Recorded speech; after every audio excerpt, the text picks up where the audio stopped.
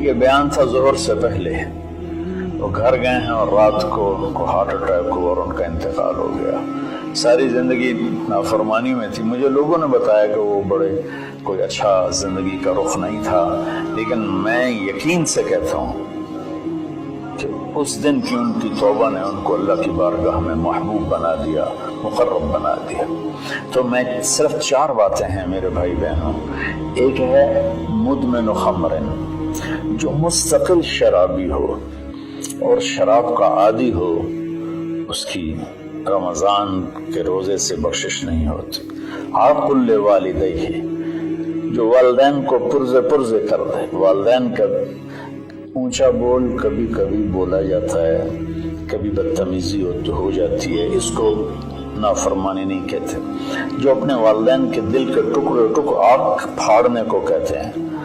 یہاں اللہ تعالیٰ نے، اللہ کے نبی نے نافرمانی کا لفظ استعمال نہیں کیا، انہوں نے کہا حقوق کا مطلب کسی چیز کو پھاڑ کے پرزے کر دینا۔ تو جو ماں باپ کو اتنا زخمی کرے کہ ان کی آہیں نکلیں، ان کے آنسو نکلیں، اس کی بھی بخشش نہیں ہوگی۔ تیسرا، جو قاطع الرحم، جو رشتہ داروں سے لڑتا رہتا ہو، کسی سے نہ بنا کے رکھے، نہ بھائی سے، نہ بہنوں سے، نہ چاچے سے، نہ مامے سے۔ ماں اور باپ کی طرف سے جتنے رشتے ہیں وہ رشتے ذوی الارحام کہلاتے ہیں۔ جو ان رشتوں کو توڑتا ہے اور ان سے لڑتا بھڑتا ہے، اپنے آپ کو سپیریئر سمجھتا ہے، یہ سب گند ہے، یہ سب ایسے ہیں، ایک اس کی بخشش نہیں ہوتی۔ اور چوتھا ہے المشاحن، جو دل میں کسی کے لیے بغض پالتا ہو، نفرت رکھتا ہو، حسد رکھتا ہو۔ المشاحن کا لفظ ان ساری چیزوں پر ہے۔ تو میرے بھائی بہنوں، اس میں جو چیز سب سے زیادہ عام ہے نا، وہ آخری ہے۔ ہر آدمی شرابی نہیں ہے، اللہ کا فضل ہے، کروڑوں مسلمانوں نے کبھی شراب کو دیکھا بھی نہیں ہے۔ ہر آدمی ماں باپ کا نافرمان نہیں ہے، ہر آدمی اپنے رشتہ داروں سے لڑا ہوا نہیں ہے، لیکن ہر آدمی اپنے دل میں کسی نہ کسی کا بغض پالے بیٹھا ہے، کسی نہ کسی کی نفرت لیے بیٹھا ہے، کسی نہ کسی کا حسد لیے بیٹھا ہے، کسی پر غصہ لیے بیٹھا ہے۔ چونکہ انسان کی فطرت ہے کہ وہ منفی چیزوں کی طرف جلدی جاتا ہے، نیگیٹیوٹی کی طرف ایسے جاتا ہے جیسے پانی اوپر سے نیچے، اور پازیٹیو چیزوں کی طرف جانا مشکل ہوتا ہے جیسے نیچے سے اوپر جانا۔ تو اس میں پھر آدمی پھسل جاتا ہے۔ ایک اس ہمارے سوشل میڈیا نے اس طرح نفرت پھیلا دی ہے، جھوٹی باتیں کر کے، جھوٹے عنوان لگا کر۔ تو میری گزارش ہے سارے بہن بھائیوں سے، ہم رمضان کی تیاری کریں۔ کیا تیاری کریں؟ ہم اللہ نہ کرے کوئی شرابی ہو، کوئی ہے تو اللہ کے واسطے توبہ کر لیں۔ اللہ نہ کرے کہ کوئی ماں باپ کا نافرمان ہو، ہیں بہت سے ہیں، کوئی ہیں تو وہ توبہ کر لیں۔ اللہ نہ کرے کوئی رشتہ داروں سے لڑتا رہتا ہو، کوئی ہے تو وہ توبہ کر لیں۔ میرا رب نہ کرے کہ ہمارے دلوں میں میل ہو، ہم اپنی میل کو صاف کر لیں۔ میرے نبی نے فرمایا کہ اے میرے بیٹے انس، میری ایک عظیم الشان سنت ہے، میں شارٹ کٹ کر کے بتا رہا ہوں، اگر تو اس پر قابو پا گیا تو تو جنت میں میرا ساتھی بن جائے گا۔ اور وہ یہ ہے کہ اس دل کو پوری دنیا کے انسانوں کے کھوٹ سے پاک کر دے۔ لیس فی قلبک غش لأحد فافعل۔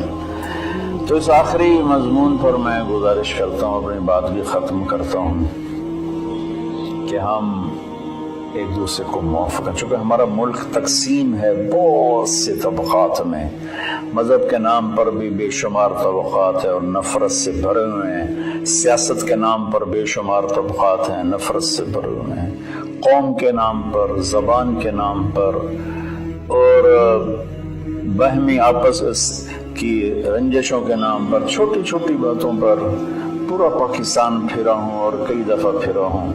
ہمارے دل بہت زیادہ گند سے بھرے ہوئے ہیں۔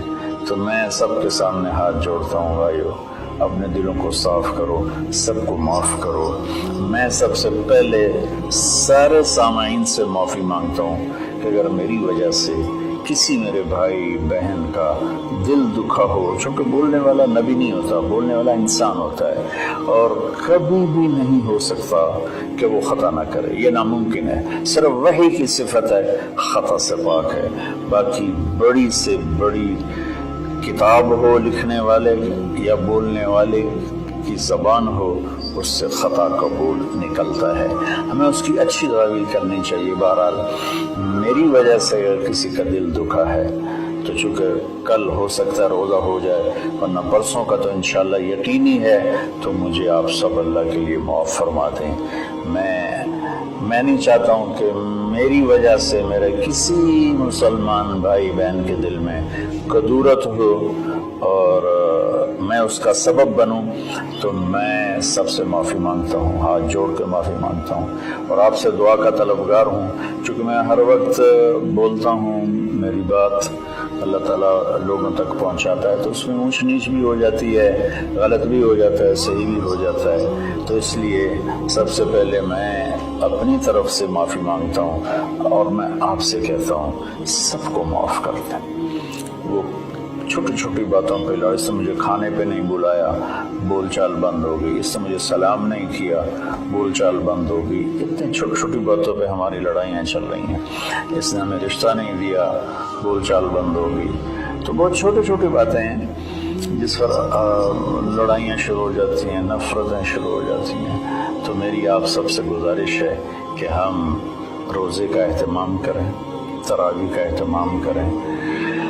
रमज़ान में कुरान उतरा और रमज़ान की सबसे बड़ी इबादत कुरान की तिलावत है। सारे ज़िक्र अज़कार सिवाय जो सुन्नत अज़कार हैं वो करके बस सारा दिन आप कुरान पढ़ें। मेरे एक दोस्त हैं, मेरे साथी थे रायमंड में, मौलवी सनाउल्लाह साहब, वो रमज़ान में एक दिन में कुरान ख़त्म करते हैं। अब बीमार हो गए हैं तो 3 दिन में करते हैं, उनका सारे साल का मामूल है, 3 दिन में कुरान ख़त्म करते थे। अब काफ़ी बीमार हैं, अब पता नहीं उनकी क्या सूरत है, बांग्लादेश में होते हैं, लेकिन उनका आम मामूल था ज़्यादा से ज़्यादा 1 हफ्ता कुरान ख़त्म। तो हम बाकी नफली इबादत, इशराक है, अवाबीन है, चाश्त है, सारा कुछ करें, लेकिन एक तरावी का एहतमाम करें कि हर सजदे पे 1500 नेकी लिखी जाती है। और एक कुरान की तिलावत का एहतमाम करें, झूठ ना बोलें, गीबत ना करें, हसद ना करें, बोझ ना रखें, माँ बाप से नाराज़गी ना हो, शराब से दूरी हो। ये चंद चीज़ें हैं। और इस वक्त हम एक बड़ी मुश्किल से गुजर रहे हैं जो कि एक वबाई मरज़ की शक्ल में पूरी दुनिया पे छा गई है और अल्लाह ताला ने एक ज़र्रे के से भी छोटे जरासीम के ज़रिए अल्लाह ने पूरी कायनात को हिला के दिखा दिया है कि रब्बुस समावाति वल अर्द फस्तबिर लिइबादतिही हल तालमु लहू समिया। क्या चैलेंज है इस लफ्ज़ में। अल्लाह कहता है कोई तेरे रब के मुकाबले में आने वाला है? सुभान अल्लाह। तो अल्लाह ने ताकतों को झुका दिया और उनके नाक ज़मीन पे रगड़वा दिए। तो इस वक्त ना हमारे मालदार लोग तकलीफ़ उठा रहे हैं। कई मेरे दोस्तों ने बताया कि अरबों रुपए का माल तैयार किया, चूँकि हमारा सीज़न था और वो स्टॉक हो गया, सारा पैसा उसमें पड़ा हुआ है, ख़रीदार कोई नहीं है, उधार भी कोई नहीं लेता है। तो सबसे ज़्यादा जो मुतासर हैं वो हमारे गरीब लोग, दिहाड़ीदार और रोज़ाना की मेहनत करने वाले, रेहड़ी वाले, छाबड़ी वाले, साइकिल पे फेरी लगाने वाले और अपनी कुदाल लेकर चौक में बैठे होते हैं कि कोई काम पर ले जाए। तो मैं हाथ जोड़ता हूँ, अपनी ज़कात जितनी आप निकाल सकते हैं इन गरीबों को ढूंढ ढूंढ कर इनके घरों तक पहुँचाएँ। चूँकि एक लॉकडाउन की शक्ल बनी हुई है तो एहतियात से चलना फिरने की तो इजाज़त है, गवर्नमेंट ने दी हुई है। तो मेरी दरख्वास्त है कि इस वक्त ज़कात का सबसे ज़्यादा हकदार वो तबका है जिनके घर में फाके हैं और चूल्हे नहीं जल रहे, क्योंकि रोज़ की ताज़ा खाते थे। इस वक्त हमारे गरीब बहन भाई वो सबसे ज़्यादा आपकी ज़कात के हकदार हैं। खोल दो अपने तिजोरियों के दरवाजे, वो अल्लाह के नाम पे दो, اس وقت آپ کی زکوٰۃ، صدقات، خیرات ساری کی ساری ان کو جاتی. کھانے بنا بنا کے بھیجو، روشن کے پیکٹ بنا کے بھیجو. یہ اس وقت آپ کی نوافل سے بھی بڑی عبادت ہے، اور زکوٰۃ تو ویسی فرض ہے. تو اللہ تعالیٰ مجھے آپ کو اس رمضان میں زندہ بھی رکھے اور اس کے آداب کے مطابق ہمیں کام کرنے کی توفیق